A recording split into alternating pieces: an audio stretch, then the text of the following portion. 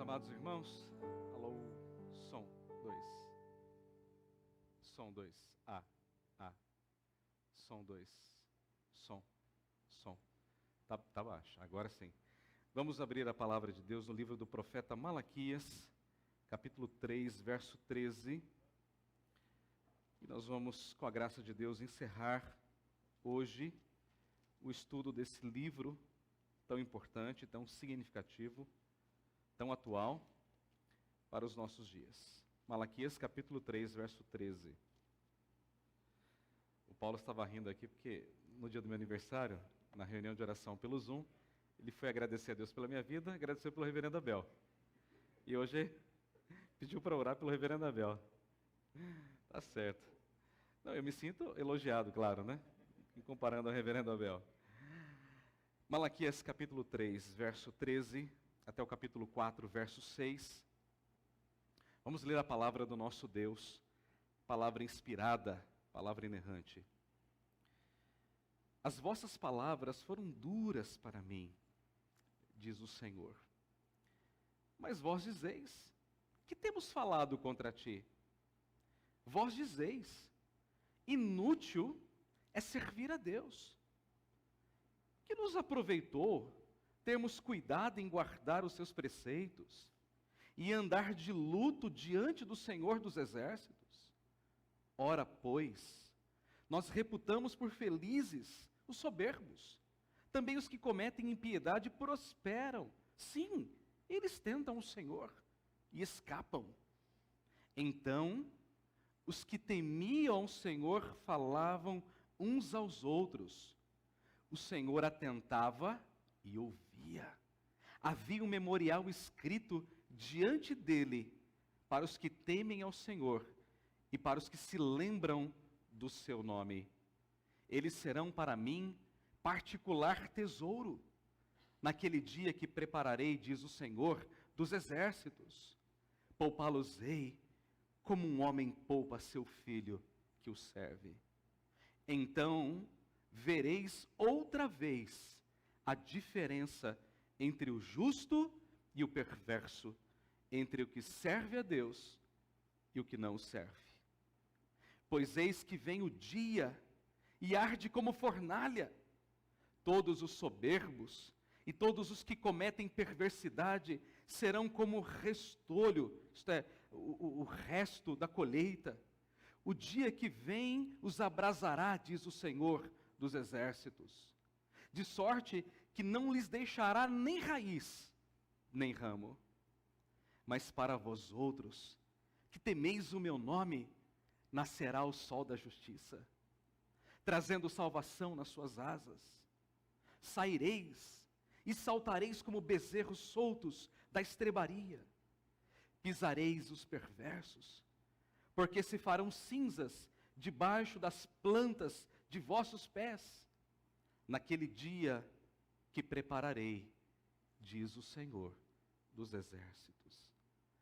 Lembrai-vos da lei de Moisés, meu servo, a qual lhe prescrevi em Horebe para todo Israel, a saber, estatutos e juízos. Eis que eu vos enviarei o profeta Elias, antes que venha o grande e terrível dia do Senhor. Ele converterá o coração dos pais aos filhos e o coração dos filhos a seus pais, para que eu não venha e fira a terra com maldição. Amém. Essa é a palavra de Deus. Vamos orar mais uma vez. Nosso Pai Celestial, nós estamos diante da Tua palavra, crendo que a Tua palavra é inspirada, é inerrante, é fiel. Crendo a Deus que a Tua palavra tem resposta a todas as nossas perguntas, anseios. E nesta hora, Pai Celestial, que nós abrimos a Tua palavra, o nosso desejo é que o Senhor fale conosco. Fale, ó Deus, de maneira clara, de maneira transparente, de maneira profunda a cada coração aqui. Abençoa, Senhor, e usa este teu servo para proclamar fielmente e de maneira simples e de maneira prática a tua palavra, para que a tua igreja, Senhor, seja edificada nesta noite. Tudo, Senhor, te pedimos, para a tua glória e para a tua honra, e o fazemos em nome de Jesus. Amém. Nós chegamos então ao último capítulo, ao desfecho do livro do profeta Malaquias. E novamente, a pergunta que o povo está fazendo é esta: vale a pena servir a Deus? Essa é a pergunta. Vale a pena servir a Deus? E por que o povo está novamente questionando a Deus sobre isso? Porque na mente deles, o pensamento era o seguinte: bom, do que vale então servir a Deus? Ser fiel, frequentar o culto, entregar os sacrifícios, devolver os dízimos, as ofertas, se no final das contas os ímpios prosperam e os crentes sofrem? Do que vale a pena? Será que isso realmente vale a pena? Eu vou ao culto, eu oro, eu canto, eu louvo, mas eu enfrento dificuldades, eu passo por lutas e provações. Até que ponto vale a pena servir a Deus? E o ímpio? O ímpio não ama a Deus, não conhece a sua palavra, não serve a Deus, mas prospera. Esse é o pensamento que está no coração desse povo aqui. Será que realmente vale a pena servir a Deus? E Deus já tinha dado uma resposta ao povo lá no capítulo 2, verso 17. Deus já havia dito ao povo: olha, vai chegar um dia que eu virei, eu vos purificarei e vocês prestarão a mim um culto agradável, um culto santo, um culto fiel. Isso vai acontecer. Mas o povo parece que não engoliu isso, não entendeu isso. E novamente o povo está diante de Deus perguntando: vale a pena servir a Deus? E o que Deus então faz? Deus agora, irmãos, dá uma resposta definitiva ao povo. Sabe aquele filho que vai perguntando para o pai: mas pai, eu posso, pai, eu posso. Aí chega uma hora que o pai fala assim: não pode. Aí o filho mais pergunta: mas por que não pode? E o pai diz assim: por isso, por isso, por isso, por isso. E chega. É isso que Deus vai fazer aqui. Deus vai dar uma resposta definitiva, final, dizendo: acabou. E sabe o que é interessante? É a última vez que Deus fala no Antigo Testamento. A última. Depois do verso 6, nós temos 400 anos de silêncio. Deus se cala por 400 anos. Então, a última pergunta do povo é: vale a pena servir a Deus? Então Deus dá uma resposta agora final, definitiva ao seu povo. E nessa noite, então, nós vamos aprender sobre o tema que está aí no boletim: servindo ao Deus da aliança, na expectativa do grande dia. Servindo ao Deus da aliança, na expectativa do grande dia. Na resposta de Deus, então, encontramos 3 lições. Primeira lição: sirva a Deus sem olhar para as circunstâncias.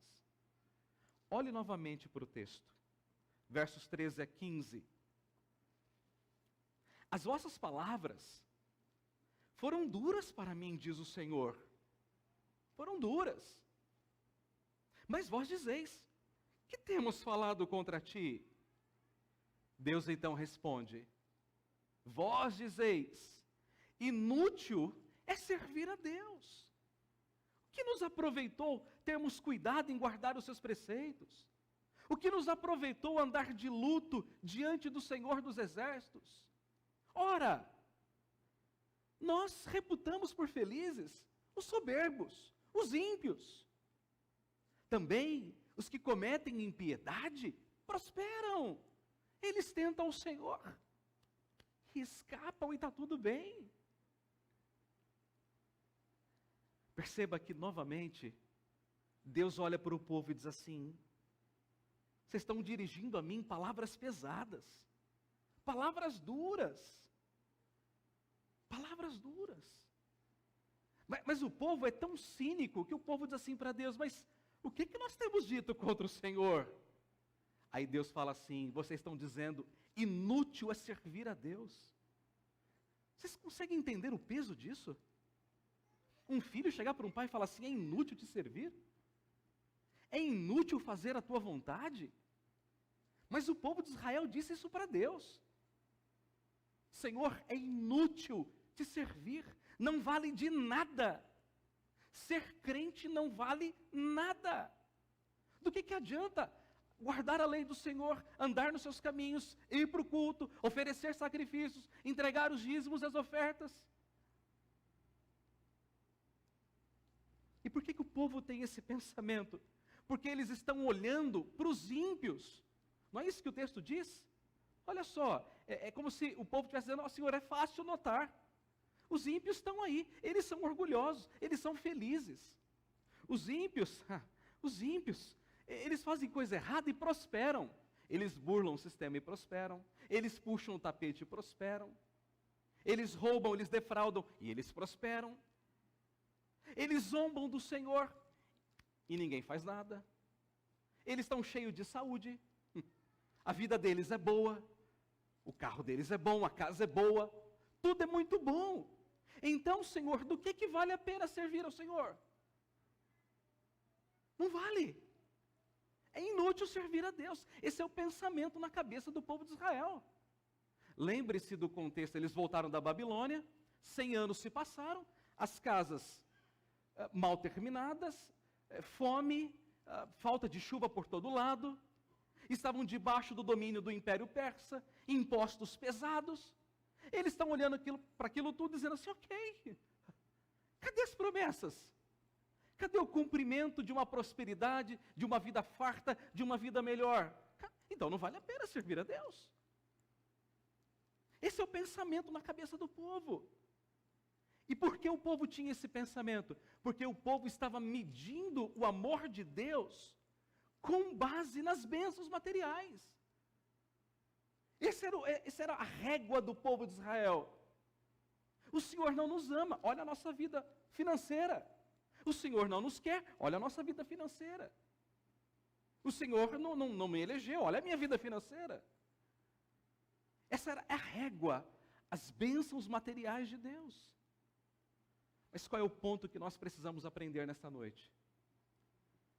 Nós não podemos, irmãos, medir o amor de Deus por nós. E nós não podemos servir a Deus com base naquilo que Deus nos dá. Ou seja, eu não posso servir a Deus olhando para as circunstâncias. Traduzindo isso, é muito fácil servir a Deus quando tudo vai bem. Eu tenho emprego, eu tenho saúde, a família está ótima, o carro não quebra, a conta está no azul. É fácil, você vem para a igreja, adora a Deus, serve a Deus, lê a Bíblia, ora, participa da reunião de oração. O difícil é continuar firme e fiel quando as coisas estão ruins. E aí é que está o grande laço. Muitos crentes pecam exatamente nesse ponto. Quando a coisa começa a ir mal, falta emprego, o carro quebra, dá problema, é roubado, não sei o que lá, fica doente, enfrenta um monte de adversidade, o que ele faz? Ele joga tudo para o ar e fala assim: não vale a pena servir a Deus. Não vale a pena servir a Deus. Está vendo? Eu sou um servo fiel, vou para a igreja, oro, canto, leio a Bíblia, faço tudo. E olha a minha vida, está um caos. Irmãos, isso é um pensamento equivocado. É um pensamento da teologia da prosperidade.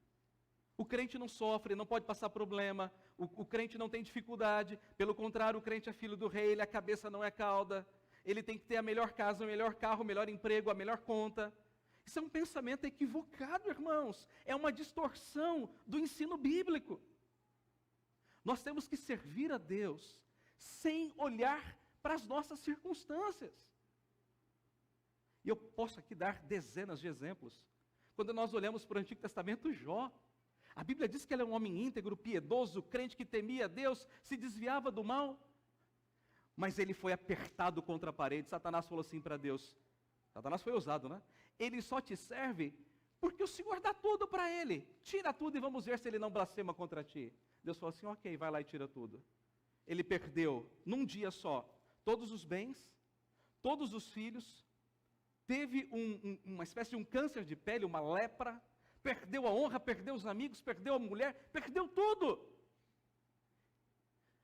E quando o servo vem e diz assim, Jó, todos os teus filhos morreram. O que é que ele fala para Deus?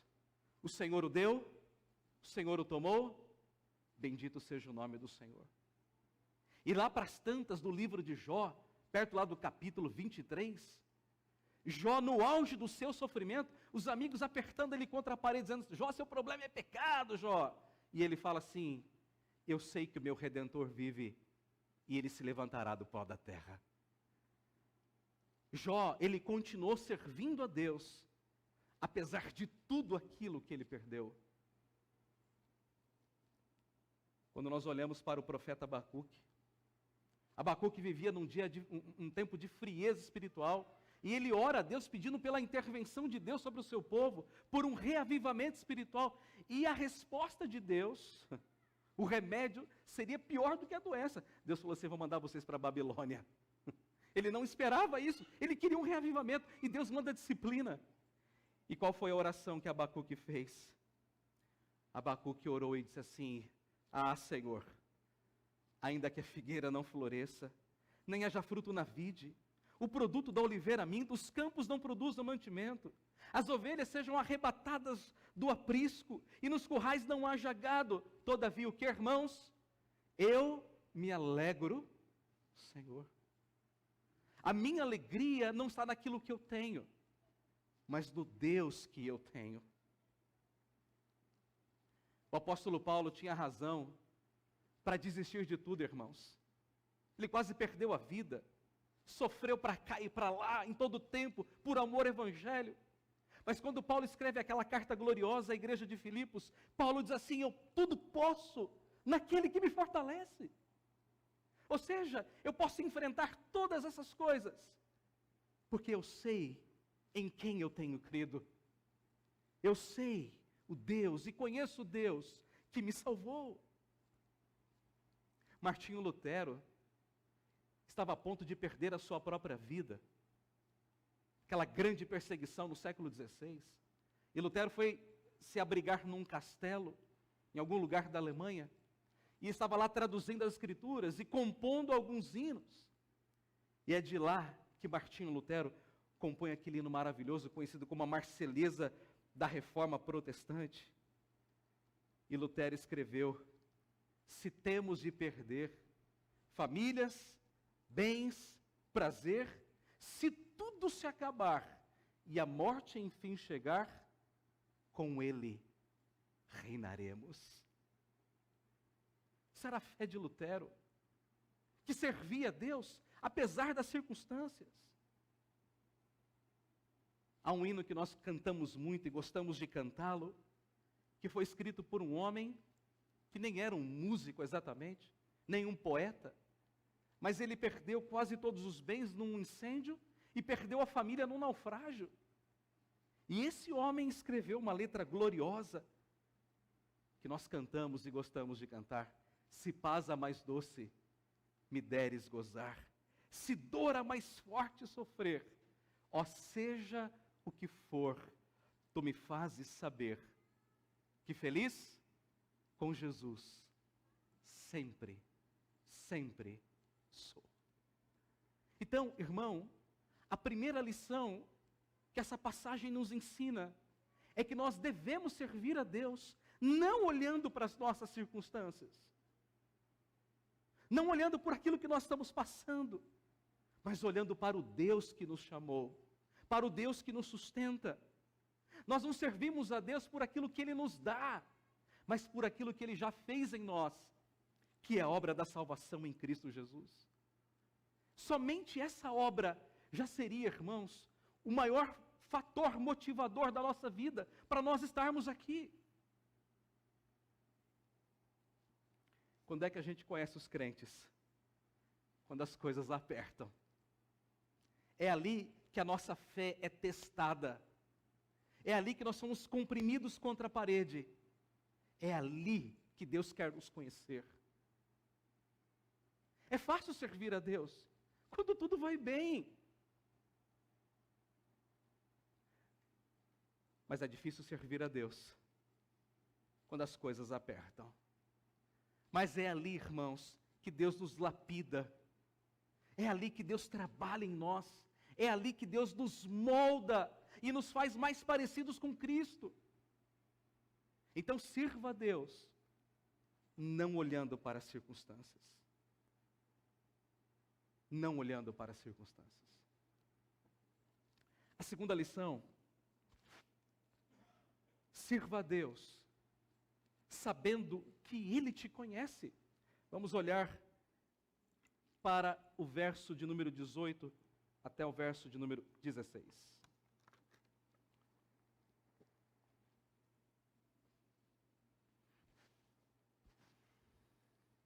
Diz assim a palavra de Deus: Então, os que temiam o Senhor falavam uns aos outros. O Senhor atentava e ouvia. Havia um memorial escrito diante dele para os que temem ao Senhor e para os que se lembram do seu nome. O que é que estava escrito no memorial? Eles serão para mim particular tesouro. Naquele dia que prepararei, diz o Senhor dos exércitos, poupá-los-ei como um homem poupa ao seu filho que o serve. Então vereis outra vez a diferença entre o justo e o perverso, entre o que serve a Deus e o que não o serve. Há um detalhe muito interessante. No meio de um povo corrupto, sempre há um remanescente fiel. Sempre. Todo lugar é assim.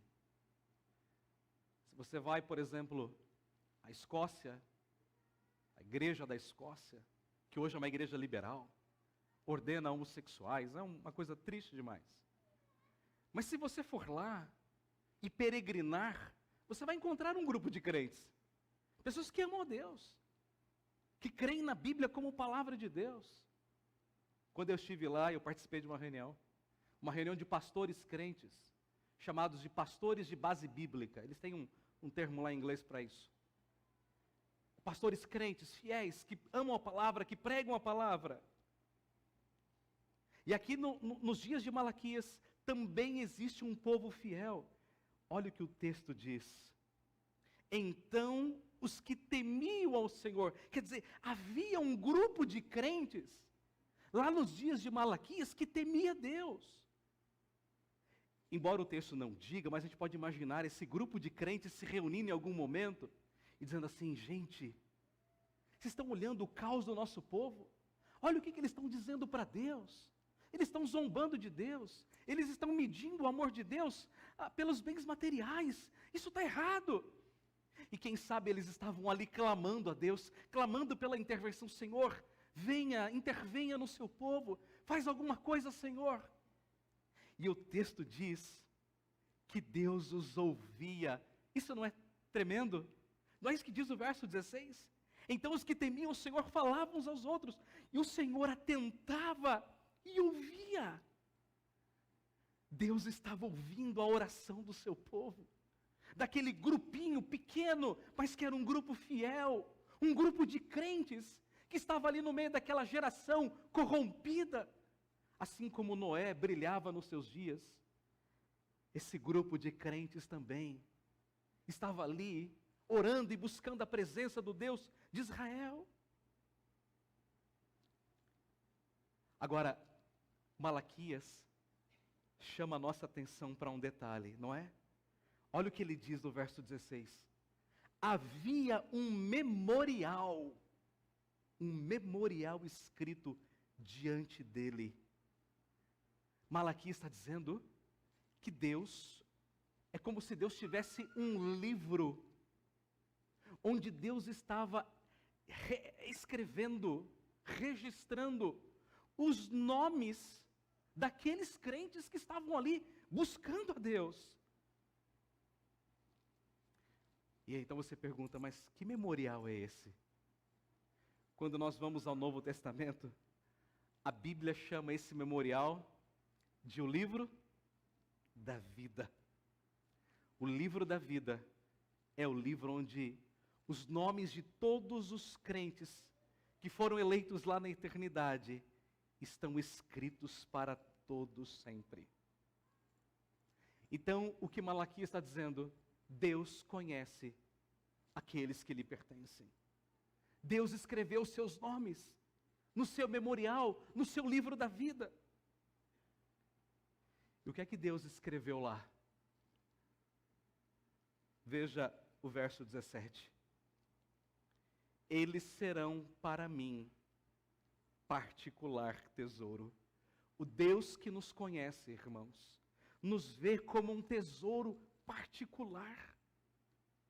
Nós não somos qualquer povo. Israel não era qualquer povo. A igreja não é qualquer povo. A igreja é o tesouro particular de Deus. É a propriedade exclusiva de Deus. Isso significa o que, irmãos? Que apesar das nossas falhas, apesar dos nossos erros, apesar das nossas limitações, Deus nunca vai nos abandonar. Deus nunca vai nos rejeitar. O que vem a mim, de modo algum lançarei fora. O Senhor, irmãos, nunca vai nos abandonar, apesar das nossas fraquezas. É verdade, nós somos servos inúteis. Jesus disse isso. E depois de ter feito tudo, ainda sois servos inúteis. É verdade, mas apesar disso, nós temos valor. Tanto é que Jesus pagou os nossos pecados. Ele morreu por nós. Ele entregou a sua vida. Ele deu tudo aquilo que Ele tinha por nós, a sua própria vida. Então isso significa que a igreja, ela tem valor diante de Deus. A igreja é a noiva de Cristo. A igreja é preciosa, é a menina dos olhos de Deus. O Deus que nos vê, nos trata como propriedade particular. Deus nos conhece. Deus sabe quem nós somos. Mas o Deus que nos conhece, Ele também nos trata como filhos. Não é isso que diz o final do verso 17? Poupá-los-ei, como um homem poupa seu filho que o serve. Nos dias de Malaquias, quando um filho servia bem o seu pai, trabalhava com zelo, com amor, o pai lhe dava muitas benesses, o tratava bem, com lisonja. Então o que Malaquias quer dizer é que os filhos espirituais de Deus serão cuidados por Ele, receberão benesses e honras. E de fato é assim, irmãos. E de fato é assim.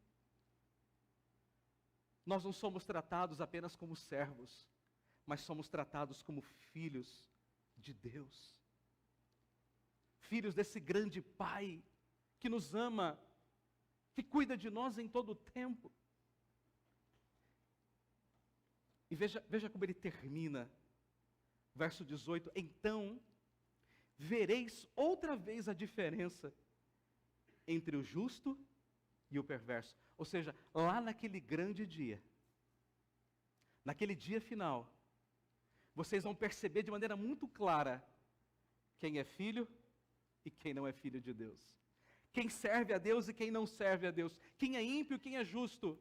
Quem é crente e quem é descrente. Quem é palha e quem é trigo. Quem é cordeiro e quem é bode.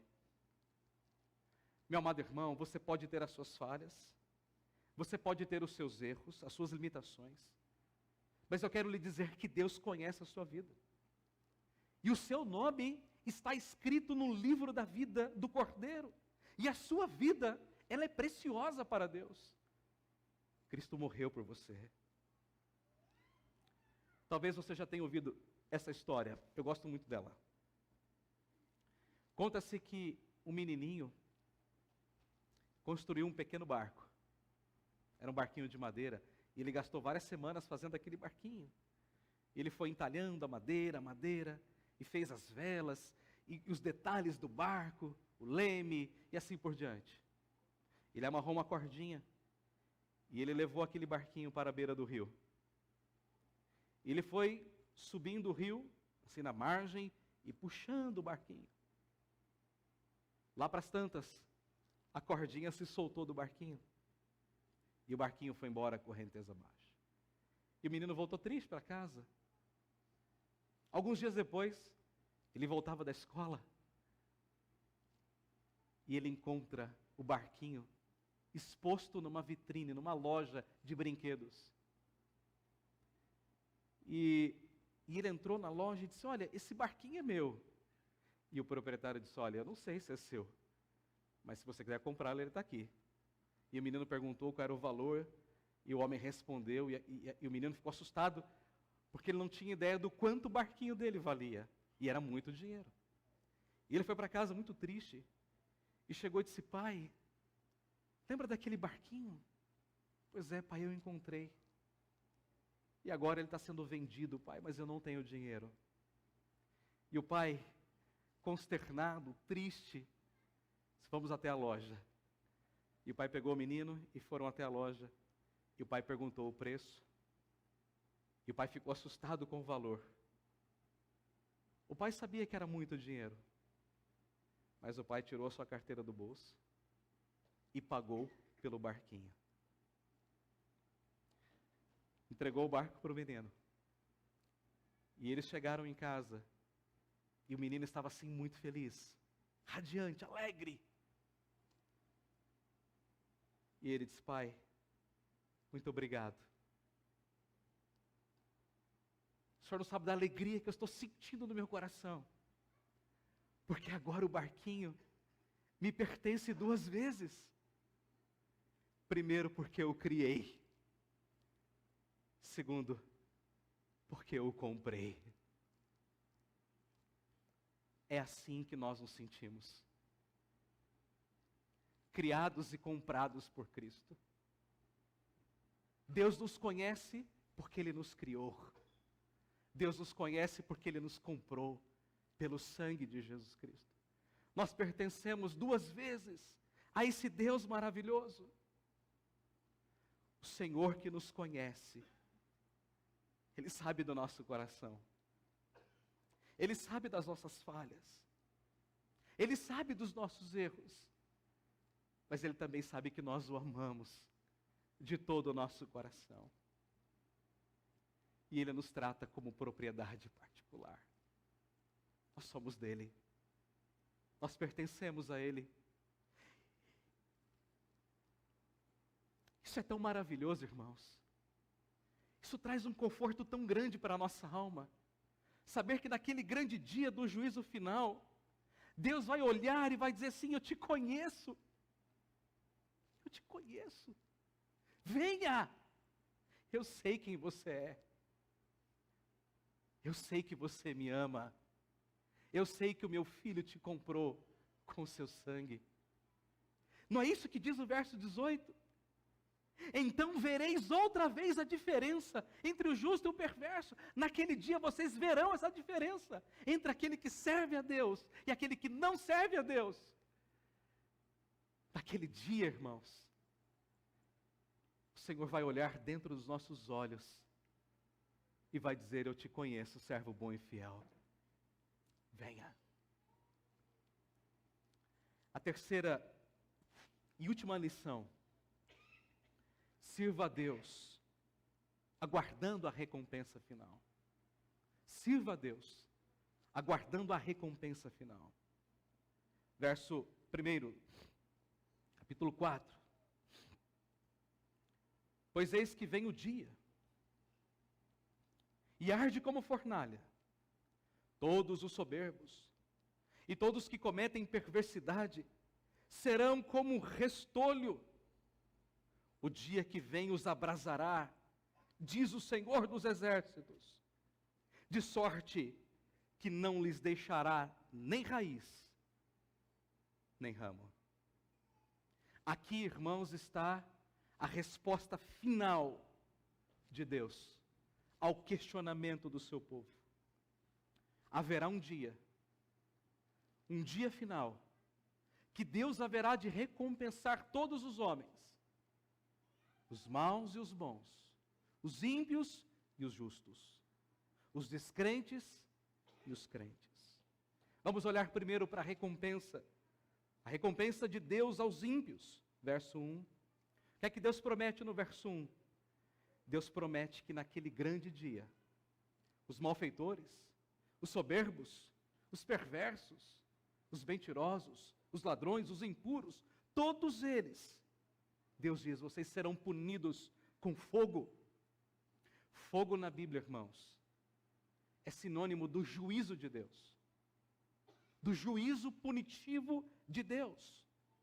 Então, a imagem do profeta é a seguinte: imagine o fogo consumindo o que restou da colheita. Se você passar aí em algum lugar e ver uma plantação de cana, quando a cana é cortada, sobra um toquinho. O profeta está dizendo, o fogo vai consumir o que sobrar. O fogo vai consumir tudo, a palha do trigo, o que sobrou da colheita. É isso que Deus está dizendo. Naquele dia final, o fogo vai destruir completamente os ímpios. No Novo Testamento, a Bíblia nos fala que existe um lugar onde os ímpios serão punidos com fogo. E esse lugar chama-se inferno. Jesus disse assim, em Mateus 25:41, então o rei dirá também aos que estiverem à sua esquerda, apartai-vos de mim, malditos, para o fogo eterno, preparado para o diabo e seus anjos. Existe, irmãos, um lugar chamado inferno. O inferno, ele é tão real quanto o céu. Tão real quanto o céu. Esse lugar existe. E há muitos que já estão lá. Muitos. E muitos outros estão a passos largos do inferno. E o que é o inferno? O inferno é um lugar de tormento. É um lugar de juízo. Tormento eterno, terrível. Assim como os crentes ressuscitarão em glória, os ímpios também ressuscitarão, mas para a desonra.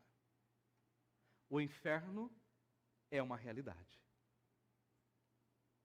O apóstolo Pedro, na sua segunda carta, no capítulo 3, disse, os céus que agora existem e a terra, pela mesma palavra, têm sido entesourados para o fogo, estão aguardando o fogo, estando reservados para o dia do juízo e para a destruição dos homens ímpios. Meus irmãos, nós não precisamos nos preocupar com os ímpios. Eu sei que muitas vezes nós nos sentimos assim muito chateados, nos sentimos injustiçados quando bandidos saem da cadeia, quando corruptos roubam, saqueiam o país, estão aí à solta, torrando dinheiro, gastando dinheiro, o nosso dinheiro, quando muitas vezes os políticos consomem o nosso dinheiro, corrupção daqui, corrupção dali, corrupção acolá. Isso parece que toca lá dentro de nós. Isso machuca às vezes, porque é o nosso dinheiro. Mas eu quero dizer a você, não se preocupe. Todos eles vão pagar. Todos eles vão pagar. E vão pagar eternamente o que eles fizeram nesta vida aqui. Ladrões, corruptos, salteadores, mentirosos, todos eles, todos os ímpios, nenhum escapará ao justo juízo de Deus. Nenhum, absolutamente nenhum. Mas vamos olhar agora do outro lado, a recompensa dos justos. Eu quero que você note, essa recompensa tem 4 aspectos. Primeiro aspecto, a recompensa fala da salvação, não é isso? Versículo de número 2, veja como ele começa, mas, quer dizer, diferente dos ímpios, ao contrário deles, mas para vós outros, vocês que temem o meu nome, nascerá o sol da justiça, trazendo salvação nas suas asas. Somente Malaquias usa essa expressão, somente Malaquias. E é uma expressão muito importante. Aqui não pode estar falando de homens, e aqui também não é um sentido, é apenas uma figura, não é isso. aqui está apontando claramente para o Senhor Jesus Cristo. A Bíblia nunca fala do homem sendo sol, mas sempre de Deus como sol. O texto que nós lemos logo no início, o Senhor é o sol, meu sol e escudo. Deus é o nosso sol, o sol da nossa justiça. Jesus Cristo diz que Ele é a luz do mundo. Não é o sol que nos alumia, Ele é a luz do mundo. É Ele quem traz a verdadeira salvação, a salvação que foi iniciada e que será consumada na sua volta. Meus irmãos, naquele dia final, a nossa salvação, ela será levada à sua plenitude. Nós estaremos livres de todo o pecado. Hoje, nós estamos livres da culpa do pecado, mas ainda estamos debaixo do pecado, no sentido de sermos pecadores. Não somos escravos, mas ainda somos pecadores. Mas daquele dia final, nós nunca mais voltaremos a pecar. Nós nunca mais experimentaremos o pecado novamente, porque o sol da justiça nascerá sobre nós. O segundo aspecto dessa recompensa é a alegria. O texto diz assim: saireis e saltareis como os bezerros soltos da estrebaria. Você já viu isso? Ninguém aqui é do campo. Mas se você jogar lá no Google, veja lá os bezerros saltando quando saem da estrebaria. Eles pulam para um lado, eles pulam para o outro, eles correm soltos pelo campo. Isso aqui é uma figura de alegria. Então o que Malaquias está dizendo? Que nós podemos desfrutar da alegria, da completude da obra da salvação. Meus irmãos, no dia da volta de Cristo não vai ser dia de choro, vai ser dia de alegria. Nós vamos festejar como uma grande festa, as bodas do Cordeiro de Deus. A Bíblia diz que naquele dia, Deus vai enxugar dos nossos olhos toda lágrima. Eu até acredito que nós vamos chorar, mas não de tristeza, sim de alegria, porque estaremos na presença do Cordeiro para todo sempre. O céu será um lugar de alegria, de plena alegria, de júbilo eterno. Terceiro aspecto, a exaltação dos justos sobre os ímpios. Olha o que o texto diz: pisareis os perversos, porque se farão cinzas debaixo das plantas dos vossos pés. O que é que Deus vai fazer naquele dia? Deus vai humilhar os ímpios, e Deus vai exaltar os crentes. Aliás, a Bíblia diz que os crentes julgarão o mundo. Nós, ao lado de Cristo, julgaremos os ímpios. Aqueles que se exaltam hoje serão humilhados. Mas os crentes que são perseguidos por causa da sua fé, que sofrem por amor a Cristo, serão exaltados, vão pisar sobre os ímpios. O quarto e último aspecto, ele fala dessa glória final, da preparação dos justos. Então o texto diz: enviarei o profeta Elias, e ele converterá o coração dos pais aos filhos e o coração dos filhos aos pais. Isso já aconteceu, isso aqui era uma profecia. Ela tem um duplo cumprimento. Ela se cumpriu quando João Batista veio. Ele é o Elias. Quando perguntaram: senhor, o Elias? Não, eu não. Elias é João, o João Batista, aquele que veio para preparar o meu caminho. Mas isso aqui também é uma profecia para o futuro. E esse Elias, ele já veio, e ele é Cristo Jesus. Ele veio para converter o nosso coração. Jesus veio para nos preparar para o dia do juízo final. Isso significa, irmãos, que nós não precisamos ter nenhum medo do juízo final. E por quê? Porque o nosso coração já foi convertido. O crente não tem que ter medo da morte, irmãos. O ímpio sim. O ímpio, a morte para ele é um terror. É um tiro no escuro, ele não sabe para onde vai. Ele não tem esperança nenhuma, mas o nosso coração já foi convertido por Cristo. A nossa alma já foi lavada por Cristo. A nossa vida foi transformada por Cristo. Então Jesus já nos preparou para aquele dia. Nós não precisamos temer absolutamente nada, porque como diz o velho hino, nós somos salvos com a verdade e nós somos salvos por toda a eternidade. Nós já estamos preparados para aquele dia final. Não temos o que temer. Concluindo, meus amados irmãos, a pergunta é: vale a pena servir a Deus? Vale ou não vale a pena servir a Deus? Vale. Sim ou não, irmãos? Sim! Vale a pena servir a Deus. Mas eu preciso lhe dizer uma coisa. Isso não significa que você não vai enfrentar lutas. Você vai enfrentar tribulações, dificuldades, vai chorar muitas vezes, vai ver o ímpio prosperando lá do seu lado, o seu vizinho ímpio que não teme a Deus, mas ele prospera, parece que tudo vai bem na vida dele. Você vai ver isso tudo, mas eu quero lhe dizer que a recompensa não vai vir agora. A recompensa virá na eternidade, naquele dia final. Naquele dia, o Senhor vai punir os ímpios e vai glorificar os crentes. Naquele dia, Deus dará a resposta final. E Ele vai dizer, está vendo? Vale a pena me servir. Vale a pena. Então sirva a Deus. Na expectativa daquele grande dia. Uma última aplicação. Vale a pena vir para o culto? Vale a pena adorar a Deus? Vale a pena cantar para Deus da melhor maneira, tocar da melhor maneira? Vale a pena dar a Deus o melhor da nossa energia, do nosso tempo?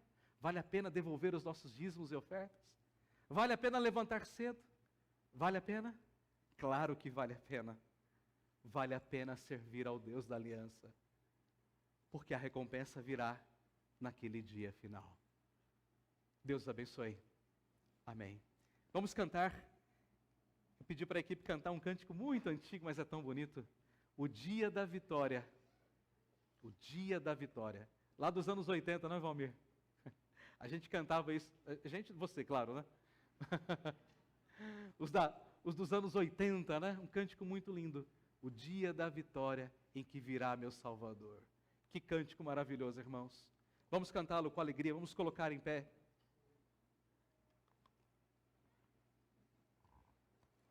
Você também, Paulo.